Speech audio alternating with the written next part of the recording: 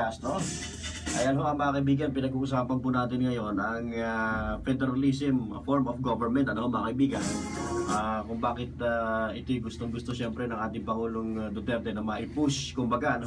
Dito po sa ating bansa. So, dinidiscuss natin ano yung mga kagandahang na idudulot or maidudulot po nito sa ating bansa. Meron po mga text question muna tayong ipapasagot kay Sir Yeyeng, ano? Sir Yeyeng, are you ready? Yes, yes. Ano ba? Wari ko, sanay na sanay ka na sa mga tanong tungkol dito sa federalism, sir, eh, no? Naging national spokesperson ako ng PEN. Okay. Ibig sabihin kahit tulog siya.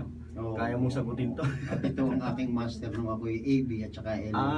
Okay. Alright. Sige, game. Ito, simpleng-simple naman po itong unang question. Ano daw po yung kagalingan ng federalism sa ibang form of government? Ang federalism kasi inherent ang powers ng bawat rehiyon o estado. Okay. Meron silang batas na magagawa na naaangkop sa kanilang pangangailangan. Yes. Ito ang kagandahan. Democratic form of government din ito. Although disseminate o hinati-hati ang kapangyarihan ng national at saka ng rehiyon. So, ang maganda nito, meron kang sariling LTO, meron kang sariling police, may Department of Health ka, may DSWD ka, nagsasarili ka. Okay. So, yung mga government agencies pala na yon, pwedeng sari-sarili bawat region. Yes. Mapuwera lamang ang foreign affairs, national defense, tsaka yung ibang talagang pang-federal. Kasi one money, one emblem, one central bank, isa rin ang pera natin. Isa rin. Oo, pero ang ating national defense, federal yan. Ang police force, Ang police force, may sariling police force may iba bawat yun. state. Hindi na siya PNP, hindi na Hindi National na, Police. may magkakaroon na yan. Pero Or state, baka okay. gawin ng ating mambabatas, magkaroon naman ng National Guard. Naguguardiyahan nila yung mga pulis na yon, Okay. at kung nangangailangan ng suporta, manggagaling sa National Guard. So, kasi ganoon din naman talaga sa US, ano? Meron Yes. National Guard din Oo, sila. oo. Okay. Basta mapuwera lang ang National Philippine Army, Philippine Navy, Marines, mapuwera lang yon. Yung NBI natin magiging FBI din. Magiging FBI na yan, at saka magkakaroon naman ng regional FBI din. Okay. Magkakaroon din ng Supreme Court, Court of Appeals, na sarili ang bawat rehiyon. Talaga? Yes, Hindi yung siya mga national. existing Okay. na regional trial court, existing yan, municipal. Meron silang Court of Appeals na sarili, Regional Court of Appeals, Regional Supreme Court. Alright. Pagka ang batas na babiolate ng ating mamamayan ay pang-rehiyon lang. Okay. Pero pagka national, siyempre National Supreme Court, Federal Okay. Supreme Court. So, kahit pa paano siguro mapadali yung judicial system natin. Ay, mapapadali. Lalo na ang ating LTO, mapupuna mo. Ang plaka, lisensya, wala. Pagka yan ay by region, kanya-kanyang order na yan. Hindi mahirapan, ano? Hindi mahirapan. Lalabas ang plaka, region 1, region 2. So, pagdating ng kotse, alam mo, oy, taga Mindanao yan, oy, taga ano yan, taga Calabarzon yan. Bahala din per region mag-design kung anong gusto nila. Yes, kanya-kanyang design ng plaka yan. Okay, Oo. pero dapat nakalagay doon, indicated kung anong region. Yes, region 1, region 2, region 3. Sa bagay, yung ngayon naman, nakalagay eh. Kaso nga lang, Lumalabas na rin yun sa ngayon. Meron na. nagkaroon lang ng problema kaya. Masyadong delay ang ating LTO, bilyon-bilyon ang nawawala. Merong isang example na napakaganda. Wag naman makakasagasa, bato-bato Sige sa lang. langit. Tamay, wag magagalit. Oo nga. Yung nangyari po sa Yolanda, napakarami pong pera ang dumating yan, donasyon, Hindi ba nga? dilata. Dami nga talaga. Yes, pero hanggang sa ngayon po, wala nangyayari doon. Bahagyang-bahagya lang ang improvement at naibigay na pera. Nasaan ang pera? Nasa national. Okay. Pero kung ito ay federal form of government, diretso ang pera sa rehiyon ng Leyte at Samar. Okay. So, sila na maghahawak ng pera. Yan ang kagandahan. Sabi kasi nila, ano daw eh, pledge daw yung iba. Pledge na dumating na. Dumating na rin. Oo, pledge na dumating na. Yun namang iba, hindi pinararating dahil hindi alam kung kanino pupunta. Baka may bulsa. Ay, yun na nga. Huwag kayong magagalit sa akin kung tamaan po kayo. Okay, sige po. Sir, ito pong isa. Magandang umaga po, kaibigan Daniel, at sa yung federalist guest na yan. Si Kuya Yeyeng po ito, Manuel Bergado, yung kasama natin. Isa lang po bang gobernador sa Calabarzon? Yes, Tama. po. Magiging isa lang po. Yan. At ang Metro Manila din po ba magkakaroon din daw ng gobernador? Yes, magkakaroon din Okay. po. Kasi parang per region talaga eh, no? Per region. Per NCR region. po yan.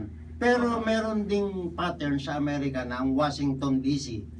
Hindi na ho yun sariling gobyerno, kung hindi parang city siya, na siya Okay. doon nag-emulate lahat ng form of government national. Kasi yung nandoon kanilang ang ano Senado. eh, no? Andun Oo. ang seat of Government. government. Andun ang Sa presidente, Washington, DC. legislative, executive, judicial. Ayun. Okay. Ito pa sir, tanong, magandang tanong din ito. Matuloy kaya ang federalism sa Pilipinas? Pinuposter po yan ng ating Pangulo. Mm. At sa ngayon po ay napakarami ng organisasyon na humahawak niya. Nandyan po ang MRRD PENAMPED, nandyan po ang PRRD PENAMPED, nandyan po ang HUPONG, na kung saan ay nagpapaliwanag lahat. Aha. Lalo na po ang PRRD na bagong tayo po ni Presidente na organisasyon. Aha. Kung kailan nanumpa ang aming city chairman na si Rick Moldes, Okay. nandyan din po ang MRRD PENAMPED na pinamumunuan po ng DILG at ng TESDA. Ayun. Kanina marami ka na po sa nabanggit na kagandahan ng ng federalism. Kasi may tanong pa siya, ano pa ba yung advantages and disadvantage? Meron ba? Disadvantage? Ang disadvantage, kung ang region mo ay talagang mahirap na mahirap, wala kayong pagkukunan agad. Agad-agad Okay. wala kang pagkukunan. Pero kung magaling ang magiging inyong governor at saka yung legislative body, po pwede kayong mangutang sa national government Alright. or kaya sa kapwa region para maitaguyod ninyo ang inyong federalismo. Okay. Siyempre, hindi naman lahat ng lugar mayaman meron talagang mahirap. Pero ang kagandahan nito, kung magaling ang inyong governor at saka legislative body, makapagtatayo ka agad kayo ng negosyo. How? Eto. Pwede kang mag-invite ng foreign investor, gumawa ka ng industrial site or factory, Alright. bigyan mo sila ng amnesty or moratorium na no taxes. No taxes. Okay. Wala kang babayaran muna moratorium for 5 years. Habang ano sila? Habang nagde-develop nagde-develop ka. Okay. Ang property value na ari ng gobyerno po pwede nilang gawing industrial subdivision. Okay. Imbitahan nila ang foreign investor, magtayo kayong pabrika, moratorium tayo. Wala kayong babayarang real property tax. 5 years. 5 Kaya years. Kaya na ba yun siya? Kaya yun, kaya yun. Okay. At Kita na sila. malaking bagay sa investor yun na wala kang babayaran muna ng taxes for 5 For 5 years. years. Totoo yan. Pero lahat ng empleyado mo, income tax, siyempre, natural may bayad. Ayun. Para may Okay. immediate income.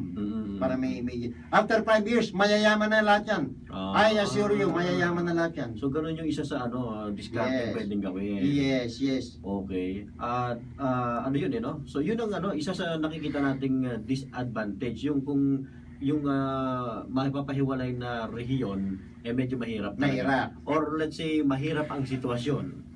Siguro katulad nung kanina pinag-usapan natin off air yung 4B. 4B, na hiwa-hiwalay. Isla. Yes. Hiwa-hiwalay. Actually, Yes. isang probinsya, isla-isla na rin eh. Yes. Di ba? Yes. So doon sila medyo mahihirapan. Mahirapan sila ng konti. Pero Konti. pagka yung ay pumasok sa turismo, meron dyan yung kanilang tawagang entertainment city. Maglagay sila ng sugalan. Mag-style Las Vegas sila. Darating ang maraming speedboat na katulad sa Macau na nanggagaling Hong Kong every hour dumarating ang mga speedboat. Every hour, Speedboat, every 30 minutes. Dalang turista, libo-libo. Oo. Ang isang speedboat naglalaman ng 500 pasahero. Okay. Makita mo Macau, napakaliit na Malalaking bayan. speedboat pala yun. Malalaki, katamaran Okay. yon, katamaran. Bakit ang tawag katamaran? doon.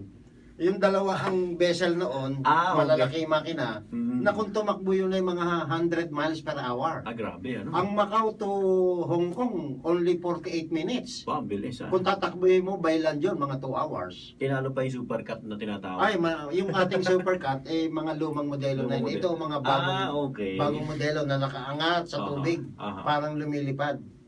Pero siguro yung sa 4B na yan, kasi malakas naman talagang nila tourism nila. Yun nga lang Yes. kasi yung hatian, may maliit yun napupunta sa kanila. Ay dahil nga, ay unitary tayo, Oo. ang napupunta sa kanila 20%. 20%. Pero kung sila na ang federalized government yan, abay kanila 80%, 20 na lang sa national. So mukhang kakayanin na rin nila mag-unti. Ay, sobra-sobra. Halimbawa, ang Oo. Mindoro, ang mining, kontrolado ng Manila. Okay. So, ang mine tax, mineral, napupunta 100% sa Manila. kasi kung doon nakabase yung head office ng kumpanya na yan nagmamina, Sigurado doon yayaman. pupunta ang tax. Lahat ng kikitain sa mga binahan na yan, 50-50 na national at saka federal yan. So, ang dami nilang magiging pera. Oo. Ang daming mineral sa Mindoro, pero hindi maaprubahan, may take risk. Pero kung sariling gobyerno na yan, aba, dito tayo kikita ng pera, dito tayo ngayon yayaman. Ayun, okay.